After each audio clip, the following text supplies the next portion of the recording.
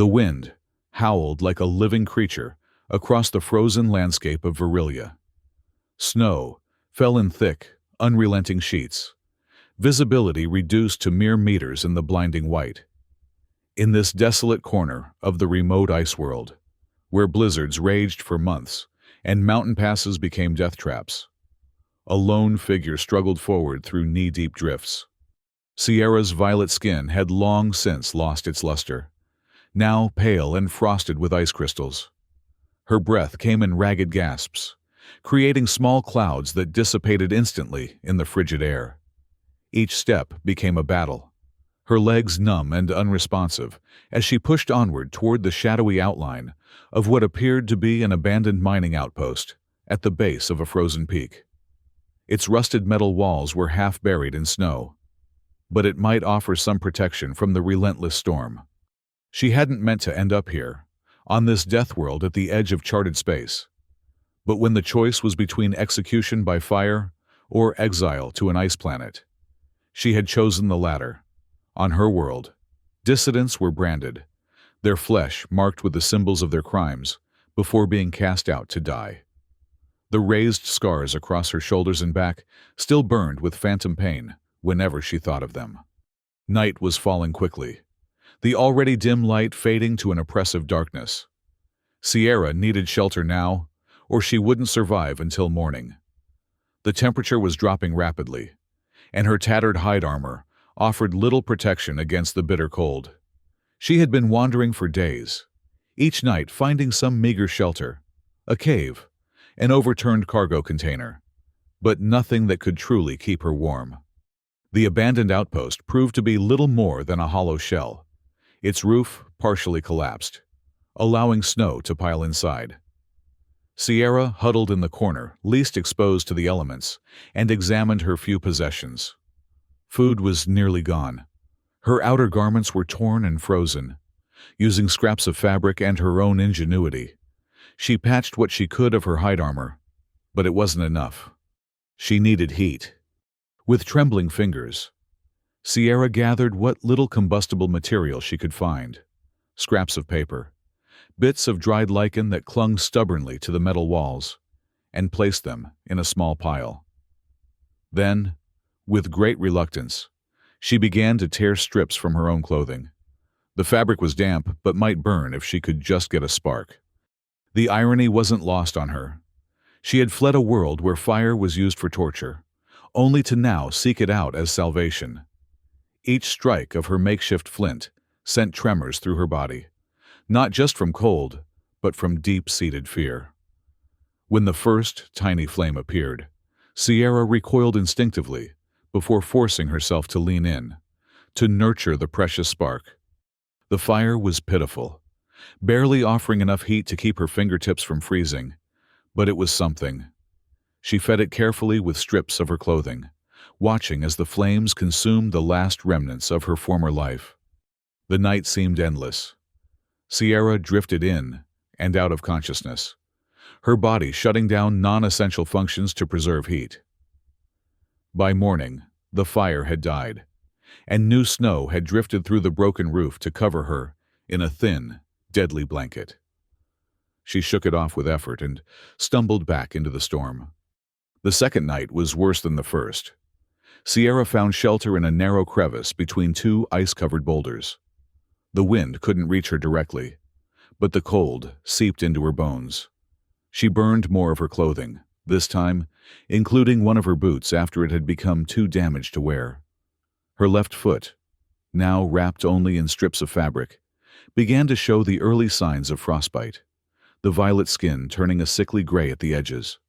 She thought about giving up, about simply lying down in the snow and letting the cold take her.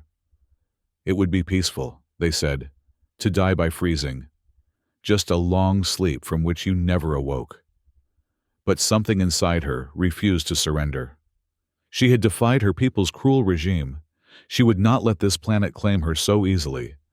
The third night found Sierra in the hollowed-out remnants of what might once have been a transport vehicle. Metal walls offered some protection, but the interior was exposed to the elements through shattered viewports. She curled into a tight ball, conserving what little body heat remained, and burned the last of her clothing except for the minimal covering around her torso. By the fourth day, Sierra was stumbling more than walking. Her vision blurred, her thoughts scattered like the snowflakes swirling around her. The frostbite had spread up her left leg, and her fingers were stiff and unresponsive. She no longer felt hungry or thirsty, a dangerous sign. The cold had penetrated so deeply that her body was shutting down. As twilight approached, Sierra spotted something through the haze of the blizzard, a faint glow, barely visible through the curtain of snow. Light, artificial light, which meant someone, or something, was out here in this wasteland with her. With renewed purpose, she forced her frozen limbs to move toward that distant beacon. As she drew closer, she could make out the outline of a small structure built into the mountainside. Not a standard outpost or mining facility. This was different. A one-room metal shelter with a single small window from which the light emanated. Sierra collapsed against the metal door, the cold surface burning her skin on contact. She tried to call out, but her voice was gone, frozen away like everything else. Instead, she raised one hand and scratched weakly at the door. Tap, tap, tap. The sound seemed impossibly faint against the howling of the wind, but she tried again. Tap, tap, tap. Inside the shelter, Carter jerked awake at the unfamiliar sound. He sat up on his narrow bunk, senses immediately alert, a reflex from years of military service he couldn't quite shake. The wind often created strange noises as it whipped around his small home. But this was different. This was deliberate. Tap, tap, tap. Carter reached for the plasma cutter he kept beside his bed. It wasn't designed as a weapon, but it would serve if necessary. He hadn't seen another soul in months, not since he'd chosen this self-imposed exile after the war. The mining outposts in this region had been abandoned years ago, and the mountain passes were considered too dangerous for regular travel. Whoever, or whatever, was outside his door. They hadn't come by accident. Tap, tap, tap, weaker this time. Carter hesitated. Light flickering inside his shelter from the small heater that kept the space habitable. He could simply wait until morning. If it was a person, they'd either still be there or they'd have moved on. If it was something else, one of the predatory ice crawlers that sometimes ventured down from the higher peaks, it would likely give up and seek easier prey. But the tapping had been so weak, so desperate. It reminded him of something, though he couldn't quite place it. A memory from the war, perhaps. Someone calling for help when help seemed impossible. With a muttered curse, Carter rose from his bunk and moved to the door. He double-checked the charge on his plasma cutter, then disengaged the lock. The wind immediately fought him, trying to keep the door sealed. But he pushed against it with his shoulder until it gave way. Snow and ice rushed in, along with a blast of frigid air that momentarily stole his breath. And then, something else fell inward. A body, slight and already half-frozen, tumbling across his threshold to land in an unmoving heap on his floor. Carter quickly forced the door closed against the storm, then turned to examine his unexpected visitor. His breath caught in his throat. Not human. The figure's skin was a pale violet, the limbs longer and more slender than those of a human, though the overall body structure seemed surprisingly similar. The alien, for it could be nothing else, was clearly female. Her features delicate despite being contorted with cold and pain. She was barely clothed. What remained of her garments little more than rags that revealed large portions of frost-damaged skin. Across her exposed shoulders and back, Carter could see a pattern of raised scars, deliberate marks that could only have been made by burning. The alien's eyes fluttered open for a moment, revealing irises of deep indigo that fixed on Carter with a mixture of fear and desperate hope before sliding shut again. Carter didn't hesitate any longer. Whatever she was, wherever she had come from, She would die without immediate help. He dragged her fully inside, kicked the door shut, and began the urgent work of saving a life. He wrapped her in every blanket he could spare, positioned her near, but not too close to his heater, and began to gently rub her extremities to restore circulation. The frostbite on her left foot and hand was severe. He'd seen enough cases during winter campaigns to recognize the signs, but with proper care, she might not lose any digits. As he worked, Carter spoke softly, not knowing if she could understand him, but hoping his tone would convey his intentions. "You're safe now. I'm not going to hurt you. We need to warm you up slowly. Get your blood flowing again." The alien remained unconscious, but her breathing gradually became less labored. Carter prepared a broth from his limited supplies, simple but nutritious, and when it was ready, he carefully lifted her head and tried to get her to swallow a few drops. Most dribbled down her chin, but some made it into her mouth, and her throat moved reflexively. Hours passed. Carter maintained his vigil, adjusting blankets, checking her pulse, faster than a human's but seemingly steady, and occasionally attempting to get more broth into her. He increased the heater's output, taxing his solar converter, but knowing that warmth was critical now. Just before dawn, the alien's eyes opened again. This time, they stayed open, though clouded with confusion. She tried to sit up but lacked the strength. When she saw Carter, fear flashed across her features, and she made a weak attempt to push herself away from him. "Easy," Carter said, raising his hands to show he meant no harm. "You're safe. I found you outside in the storm. You were half frozen." The alien watched him warily, her gaze darting around the small shelter as if looking for escape routes or weapons. When her eyes fell on the heater, genuine terror replaced wariness. She made a strangled sound and tried again to move away, despite her weakness. Carter frowned, then followed her gaze to the heater. Understanding dawned as he looked back at the burn scars on her exposed skin. "The fire won't hurt you," he said, speaking slowly and clearly. "It's contained, for warmth only." He mimed warming his hands at the heater, then pointed to her blankets. "Warmth, to help you." The alien's terror didn't diminish, but exhaustion soon overcame her, and she slipped back into unconsciousness. Carter sighed and continued his ministrations, wondering what sort of beings would use fire to torture one of their own, then cast them out to die in a frozen wasteland. Sierra drifted through layers of consciousness, aware at times of gentle hands tending to her wounds, of warmth slowly seeping back into her frozen limbs. The pain was excruciating as sensation returned. Every nerve ending seemed to scream in protest, but it meant she was alive. She had glimpsed her rescuer, a human male with weather-beaten features and eyes the color of the sky before a storm. He spoke words she couldn't understand, but his actions told her more than language could. He had pulled her from the snow, wrapped her in warmth, and tended to her frostbite with surprising skill. But the fire, the small heater in the corner of his shelter, terrified her more than the storm outside.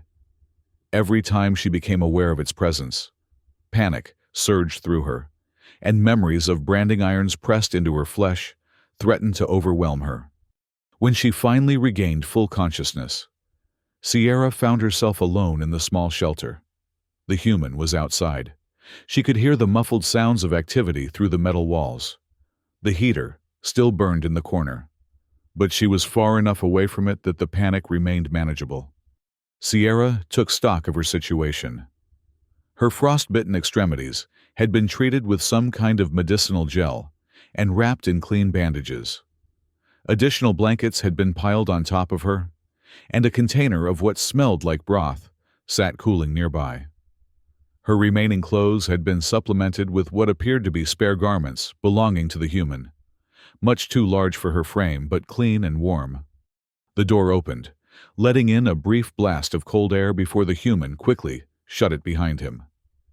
He carried an armload of what looked like components for his solar converter, and his face and clothes were dusted with snow. When he saw that Sierra was awake, he paused, then carefully set down his burden and moved toward her, his movements deliberately slow and non-threatening. "You're awake," he said, his words meaningless to Sierra but his tone cautiously friendly. "How are you feeling?" Sierra watched him warily, but made no move to retreat. She assessed him as she would any potential threat. He was larger than her, obviously stronger in her weakened state, and this was his territory. But he had already had ample opportunity to harm her, if that had been his intention. The human pointed to himself. "Carter," he said clearly. Sierra understood this was his designation. She considered whether to offer her own name in return, but names held power in her culture. Instead, she pointed to herself and said, "Sir," the shortened form of her designation that revealed nothing of her lineage or status. "Sir," Carter repeated, nodding. He moved to a small cabinet and retrieved a container, which he filled with the broth before offering it to her. When Sierra hesitated, he took a small sip himself, then offered it again. Sierra accepted the container with hands that still trembled from weakness. The broth was warm, not hot enough to trigger her fear of burning, but warm enough to spread comfort through her core as she drank. It tasted unfamiliar but not unpleasant, with hints of what might be local vegetation and preserved meat. "Why didn't you leave me to die?" Sierra asked in her own language, knowing he wouldn't understand the words, but hoping he might grasp the question in her tone. Carter tilted his head, clearly not comprehending, but he seemed to sense the nature of her query. He gestured to the storm visible through the small window, then made a motion like someone collapsing. Then he shook his head firmly. No one deserves to die alone in the cold. That much Sierra could understand without words. Over the next day, they established a rudimentary form of communication. Carter used simple gestures, occasionally sketching images on a small data pad when gestures failed. Sierra learned that he lived alone by choice, that he repaired machinery from the abandoned mining operations, and that he traded these repairs for supplies when the infrequent transport ships passed by. Sierra, for her part, tried to explain her situation through a combination of gestures and simple drawings. She indicated her people with a gesture toward the stars, then mimed the act of branding and being cast out. Carter's expression darkened when he understood, and he unconsciously rubbed a scar of his own that ran along his forearm, a different kind of wound. But pain, recognized pain. The storm continued unabated outside, forcing them into close proximity within the small shelter. Sierra remained wary of the heater, staying as far from it as the limited space would allow. Carter noticed and adjusted the heating elements to maintain a comfortable temperature while keeping the visible flame to a minimum. On the second night of her stay, Sierra awoke screaming from nightmares, visions of branding fires and hunters pursuing her through endless snow. Carter was instantly alert, moving to her side but not touching her, speaking soft words that meant nothing to her, but somehow helped to anchor her in reality. When her breathing steadied, he offered her water, then pointed to her back and raised his eyebrows in question. Sierra hesitated, then turned slightly, allowing him to see the full extent of the brand marks across her shoulders. Carter's face remained impassive, but his eyes reflected a deep anger that Sierra instinctively knew was not directed at her. He retrieved his medical kit and held up a container of gel, gesturing to indicate its soothing properties. When Sierra nodded permission, he carefully applied the cool substance to her scars. His touch was clinical, respectful, nothing like the cruel hands that had inflicted the wounds in the first place. As he worked, Carter spoke quietly, the cadence of his words almost hypnotic. Sierra couldn't understand what he was saying, but she sensed he was telling her something important, perhaps about his own scars, his own reasons for seeking solitude on this frozen world. By the third day, Sierra was strong enough to move around the shelter, though her frostbitten foot made walking painful. Carter had fashioned a crude crutch for her from spare parts, and she used it to maintain her independence. They fell into an unexpectedly comfortable routine. Carter would go outside to maintain his equipment and check for signs of the storm's passing, while Sierra remained inside, gradually building her strength and studying the human's dwelling. The small shelter was a marvel of efficiency. Every available space was utilized. Every item seemed to serve multiple purposes. Carter's engineering skills were evident in the modifications he had made to standard equipment, improving efficiency, extending capability. Sierra found herself impressed by his ingenuity, so similar to her own people's approach to technology, despite the vast cultural differences. During one of Carter's absences, Sierra forced herself to approach the heater. Her heart raced, and sweat broke out across her brow that had nothing to do with the actual temperature. She extended one trembling hand toward the warmth, then snatched it back as panic surged through her. But she tried again, and again, each time allowing her hand to remain a little longer in proximity to the heat. Carter returned to find her seated a meter from the heater, still tense but no longer hiding at the far side of the room. He said nothing, but the slight nod he gave her conveyed his understanding of the significance of this small victory. That evening, as they shared a meal of reconstituted rations, Carter suddenly went still, his head tilted as if listening. Sierra watched as he moved quickly to the door, cracking it open just enough to peer outside. What he saw caused his expression to harden. He closed the door and secured it, then moved to Sierra's side, his manner urgent. Using the datapad, he drew 3 figures approaching the shelter. Then, he drew a close approximation of Sierra's species, adding the distinctive 4-toed footprints she had left in the snow on her arrival. His message was clear. Others like her were coming. Hunters. Sierra felt ice form in her veins that had nothing to do with the planet's climate. They had found her. Her people never left a dissident alive if they could help it. It set a bad example. The fact that she had survived this long would only make them more determined to correct the failure. Carter was watching her, gauging her reaction. He sketched a question. Did she want to hide or face them? Sierra considered her options. The hunters would almost certainly detect her presence in the shelter. Their sensory capabilities were well adapted to tracking. Hiding would only delay the inevitable and might endanger Carter as well. But facing them in her weakened state seemed like suicide. Before she could respond, Carter added another sketch, himself standing beside a figure representing Sierra, both holding weapons. The meaning was unmistakable. He was offering to fight with her. Sierra stared at him in disbelief. This human owed her nothing. He had already saved her life, fed her, tended her wounds. Now he was willing to risk himself against hunters who would kill him without hesitation, simply for harboring a dissident. Why? She asked, forgetting momentarily that he couldn't understand her language. But Carter seemed to grasp her question nonetheless.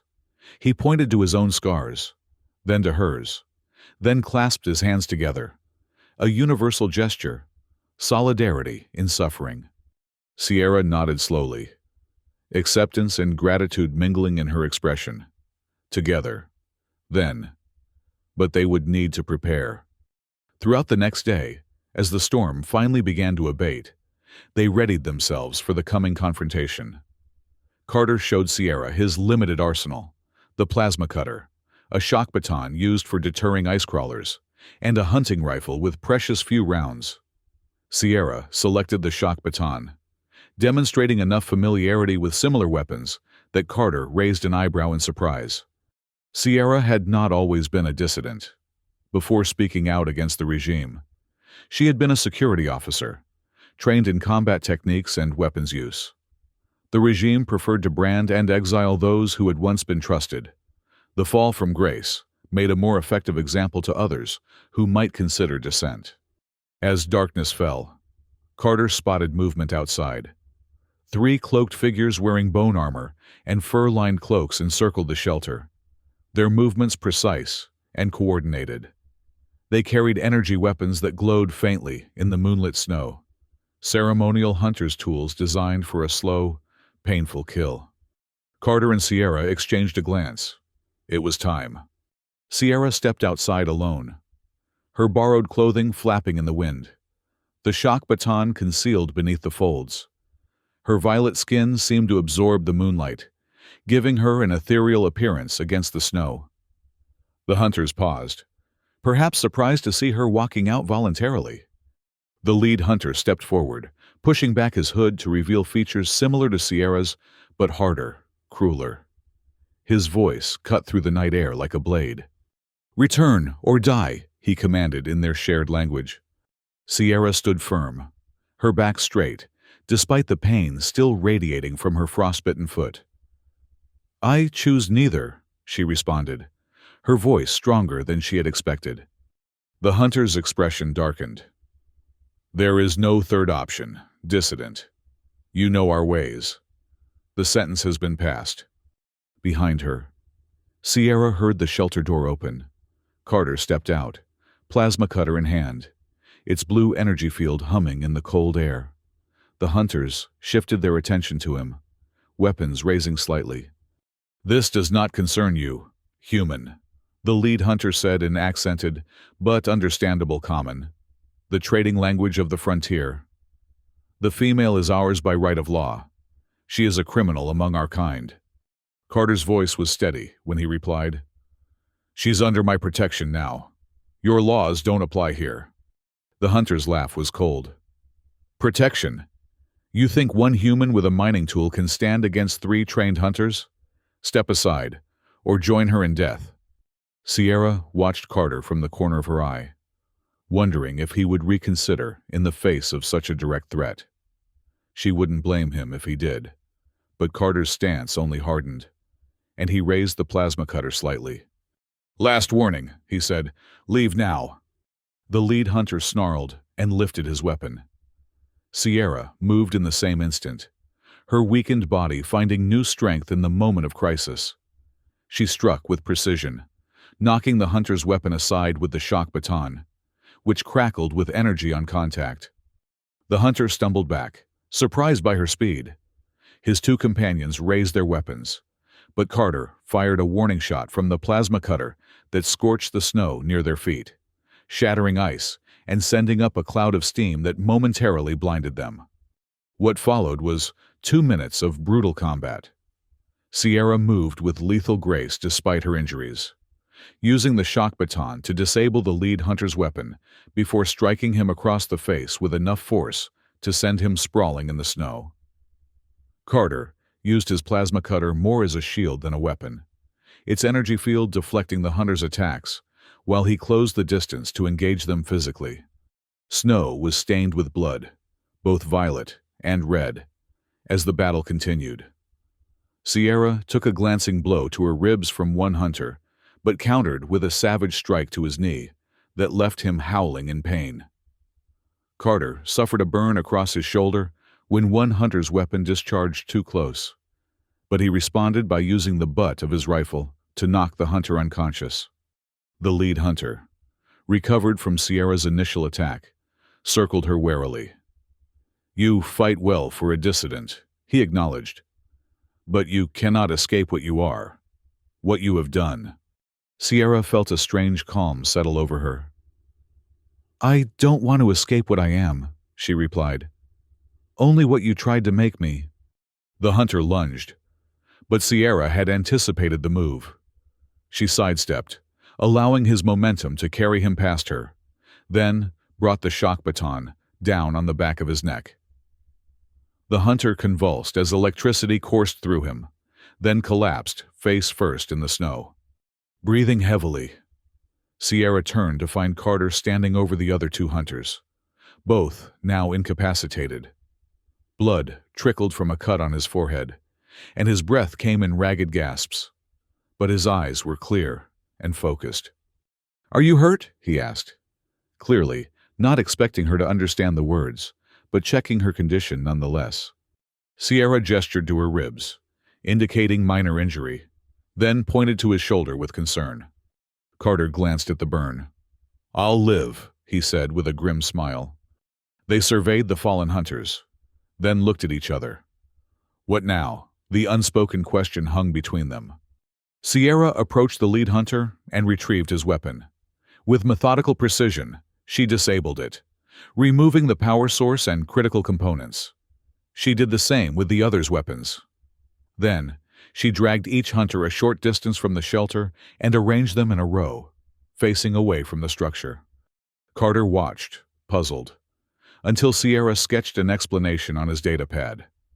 When the hunters awoke, they would be weaponless and facing the wrong direction, with no easy way to determine which way Sierra and Carter had gone. It wouldn't stop them forever, but it would buy precious time.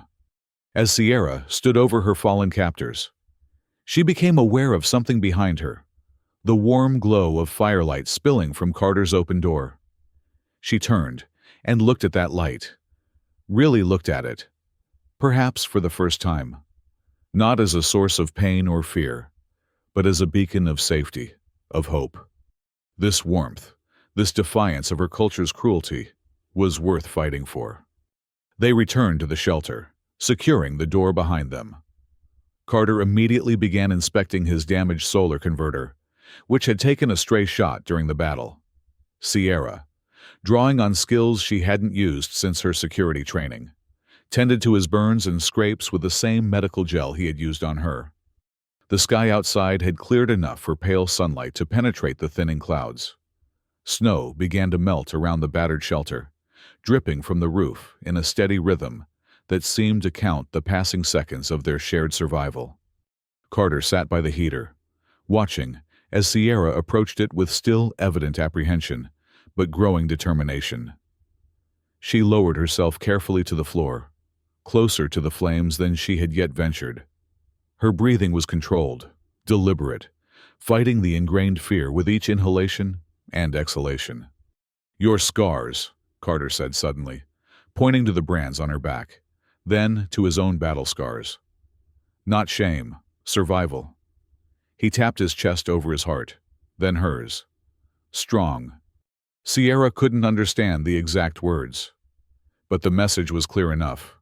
Her brands, meant to mark her as disgraced, could be reinterpreted as proof of endurance. What had been intended to break her had instead revealed her strength. Over the next days, as they both recovered from the battle and prepared for the inevitable need to move on, Sierra and Carter fell into a partnership born of necessity, but sustained by growing respect. They worked together, repairing the solar panels damaged in the fight, reinforcing the shelter's walls against future storms, and sharing stories through simple drawings on Carter's datapad. Sierra learned that Carter had been a soldier in a war between human factions, that he had lost comrades and carried guilt for decisions made in battle. He had chosen this remote outpost not just to escape other humans, but to escape himself, or the version of himself he had become during the conflict. Carter, in turn, came to understand more about Sierra's people and their rigid caste system that branded dissidents not just physically, but socially, marking them as untouchable, unworthy of existence. Sierra had spoken out against the practice of exiling children born outside approved pair bonds, a minor transgression in human terms, but unforgivable heresy to her people. On the 5th day after the battle, Carter presented Sierra with a small device he had fashioned from spare parts. It was a crude emergency tracker, designed to emit a signal that his own equipment could detect. He demonstrated its use, then placed it in her hand, closing her fingers around it. "If you get lost again," he said, miming separation and then reunion, "I'll find you." Sierra understood the significance of the gesture. This was not just a practical tool, but a symbol of connection, of commitment to another being's welfare. Among her people, such connections were formalized through elaborate rituals and contractual arrangements. Here, in this simple metal shelter on a frozen world, it was offered freely, without expectation of return. She accepted the tracker with a nod that conveyed more than words could have. That evening, a distant rumble drew their attention to the sky, far below the mountain. A supply ship was passing through the region, too far to signal, but a reminder that the wider universe continued to exist beyond their small sanctuary. Sierra and Carter stood in the doorway, watching the ship's passage. The air was cold, but less bitter than before. The first hint that the long winter might eventually give way to something milder. Sierra's foot was healing, the frostbite receding thanks to Carter's careful treatment. Soon, she would be able to travel again if necessary. But as she stood beside this human who had saved her without question, who had fought alongside her against her own kind, Sierra found herself reluctant to contemplate leaving. Not yet. Perhaps not for a long time. They returned inside as darkness fell, closing the door against the night chill. Carter stoked the heater, adding fuel to maintain the warmth that now filled the small space. Sierra watched the process, with only a slight tightening of her throat. Progress. Significant progress, from the blind panic she had felt only days before. Making a decision. Sierra reached into the small pouch she had carried with her through the storm, the one possession the hunters had not taken from her when they cast her out.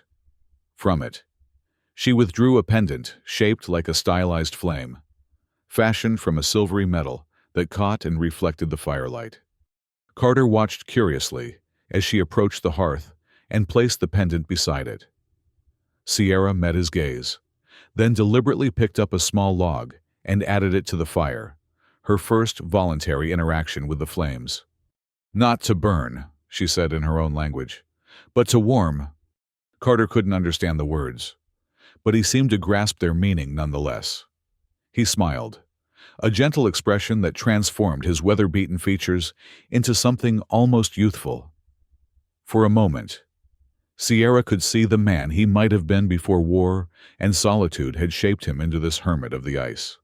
Outside, the mountain's peak caught the first rays of the morning sun, glowing golden against the vast, white expanse below. Inside, their fire burned brightly, a defiant spark of warmth and life in a world defined by cold and isolation. Sierra didn't know what the future held. The hunters would return eventually, perhaps with reinforcements. The harsh environment of Virilia remained a constant threat, and the barriers of language and culture between herself and Carter would not disappear overnight.